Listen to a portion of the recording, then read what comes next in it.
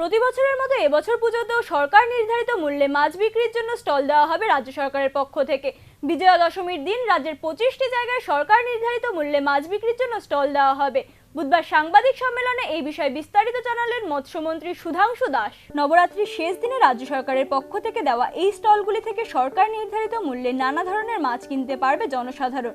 রাজ্যে যে সমস্ত জায়গায় সরকারি উদ্যোগে মাছ চাষ করা হয় সেখান থেকে মাছ নিয়ে এসে বিক্রি করা হবে এই স্টলগুলিতে। মহারাজগঞ্জ বাজারেও একটি কাউন্টার খোলা হবে। সরকারের তরফ থেকে জানানো হয়েছে যে গত বছরের তুলনায় এই বছর মাছের দাম কিছুটা কম থাকবে। তবে এই স্টলগুলিতে রুই, কাতলা, সিলভার কার্প, কার্ফু মাছ পাওয়া গেলেও দেখা মিলবে না ইলিশের।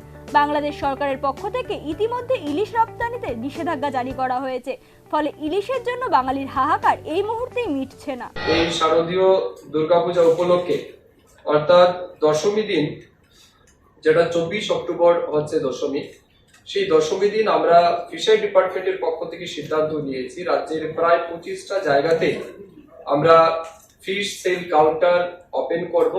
আমাদের রাজ্যের ফিশারি দপ্তরের অধীন বিভিন্ন অ্যাসেট যেগুলি রয়েছে, বিশেষ করে ফার্ম রয়েছে, ওয়াটার বডিজ রয়েছে, যেখানে আমরা ফিশ কালচার করি, মাছ চাষ যেখানে করি, সেখান থেকে আমরা এই দশমী উপলক্ষে ফিশারি ডিপার্টমেন্টের সমস্ত আধিকারিকদেরকে নির্দেশ দেওয়া হয়েছে তারা যেন দশমী দিন আমাদের নিজস্ব যতগুলি ওয়াটার বডিজ আছে সেখান থেকে তারা মাছ ধরবেন এবং জনগণ যাতে কম দামে লোকাল মাছ খেতে পারেন তার জন্য আমাদের বিভিন্ন জায়গাতে সেই সেল কাউন্টার ওপেন করা হবে। Bureau report, news now.